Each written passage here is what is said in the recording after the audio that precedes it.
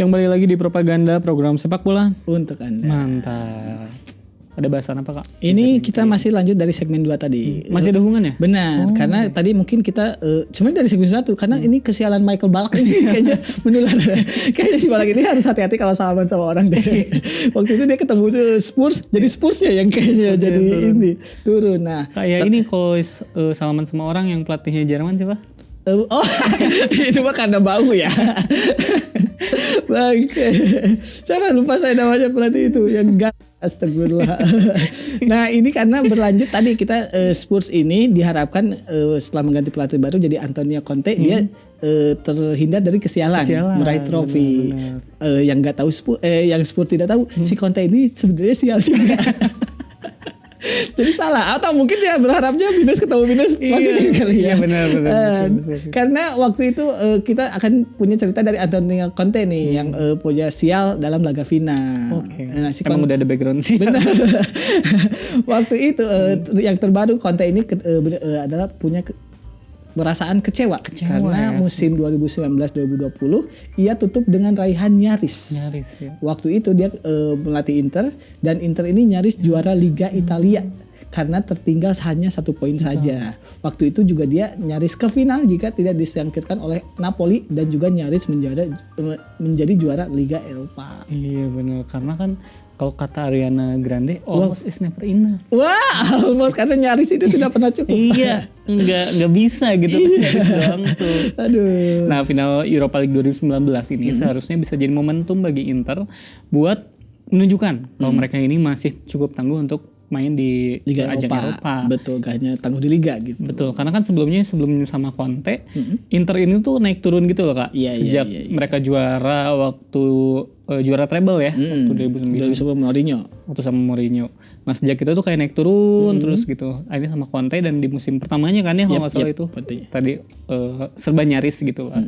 Nah selain itu final yang waktu di Europa League itu harusnya bisa memupus tabu Conte yang tidak bisa menang di final ajang Eropa kan. Dalam 4 kesempatan beruntun loh. Iya. Waktu masih aktif sebagai pemain.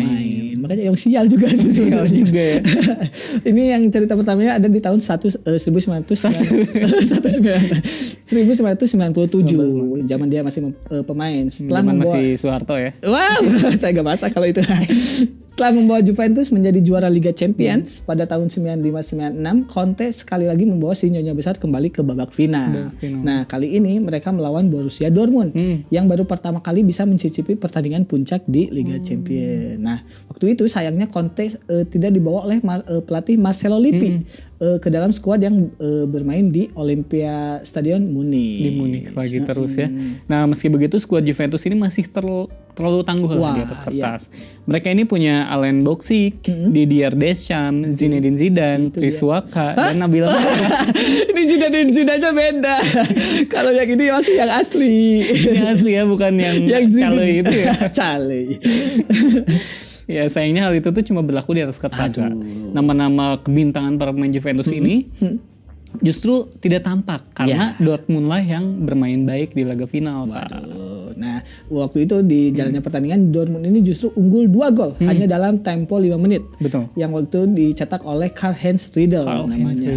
Nah dua-duanya dicetak melalui skema sepak pojok dan waktu itu Juventus sebenarnya sempat memperkecil ketertinggalan melalui sepakan tumik Alessandro Del Piero. Nah yang waktu itu dia masuk menggantikan Sergio Porrini.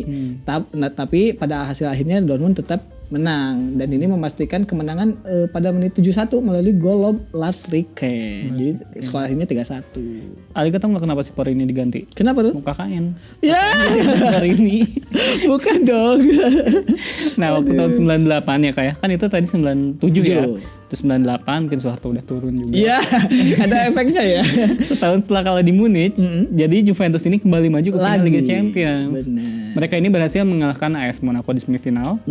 Sedangkan juara bertahan, dia Dortmund tuh hampir ketemu lagi mereka kan. Tapi kalah dari Real Madrid, ya, yang menjadi lawan Juventus di Amsterdam Arena. Nah, Conte ini lagi-lagi nggak main, tapi sekarang mah dibawa, cuma nggak main dari awal. Gitu. Yang 97 mah mungkin dia ngerasa bukan salah saya, karena ya dia juga dibawa gitu. Nah, dia ini hanya menjadi pemain cadangan kan. Tapi nggak apa-apa, daripada menjadi lelaki cadangan. Iya. Masukin musik TikTok tuh. Bagus. Nah, lini tengah saat itu diisi oleh Didier Deschamps dan Edgar Davids yang sekarang jadi reviewer HP. Bukan. Dia jadi kayak ya David di sini. Gadgetin ya. Nah, waktu itu di laga final Juventus sebenarnya berhasil menciptakan beberapa peluang. Jadi jalannya pertandingan masih seru nih, tetapi Real Madrid justru berhasil mencuri gol terlebih dahulu setelah penyerang asal Yugoslavia waktu itu Predrag Mijatovic berhasil mencetak gol. Nah, si Conte akhirnya main nih sebenarnya pada menit ke-77. Dia menggantikan Didier Deschamps. Nah, tetapi pergantian tersebut tidak mengubah papan skor yang tetap menunjukkan akhirnya angka 1 milik Madrid dan 0 milik Juventus. Nah, ini untuk kedua kalinya secara beruntun Juventus ini kalah di final. Sebaliknya si Real Madrid berhasil membuka puasa gelar Liga Champions yang mereka jalani setelah 32 tahun. Jadi di satu sisi Madrid ini juga sebenarnya puasa gelar banyak banget. Tiba-tiba menang di laga ini gitu. Iya. Nah, selanjutnya ada tahun 2003 kan. Oke. Jadi jelang akhir karirnya, Conte ini masih membawa Juventus buat sekali lagi melangkah final Liga Champions. Kalau ini saya ingat banget karena nonton dari awal kompetisi ya 2003 ini. Setelah menyingkirkan Real Madrid, Juve bertemu dengan AC Milan di Old Trafford setelah mengalahkan Inter Milan. Cuma dari awal ada semacam klinik, Kak. Aduh. Kalau yang juara Liga Champions itu pasti dari huruf M. Wah, itu siapa yang karena sebelumnya kayak Madrid, apa gitu kan. Nah, di finalnya kan Juventus lawan Milan. Jadi orang-orang tuh kayak juara Milan karena dari Milan M. Nah, sama seperti sebelumnya, Conte ini tidak bermain sejak awal, Kak. Jadi kali ini dia harus berbagi dengan Alessio Tacinardi yang menemani Edgar Davids untuk mereview. Enggak dong, tetap David gadget. Gini Edgar Davids ini pemain bola pakai kacamata dia ada. Nah, itu jalannya pertandingan waktu itu awal babak kedua si Conte ini sebenarnya udah masuk nih. Kalau tadi kan menit ke-77 jadi agak sulit untuk memberikan perbedaan. Nah, dia udah masuk di awal babak kedua menggantikan Mauro Camoranesi. Nah, tapi 90 detik setelah berada di lapangan, Conte ini langsung ngancam tidak melalui sundulan kepala. Jadi dia udah langsung memberikan impact lah di pertandingan tersebut. Saya pikir dia mengancam Dida. Tidak dong. Karena kalau kali lihat ya, Conte zaman itu serem banget. Serem banget kayak beringasan Gattuso aja kalah sebenarnya sama dia waktu muda. Nah, waktu itu sayangnya si peluangnya masih bisa membentuk Mister Gawang.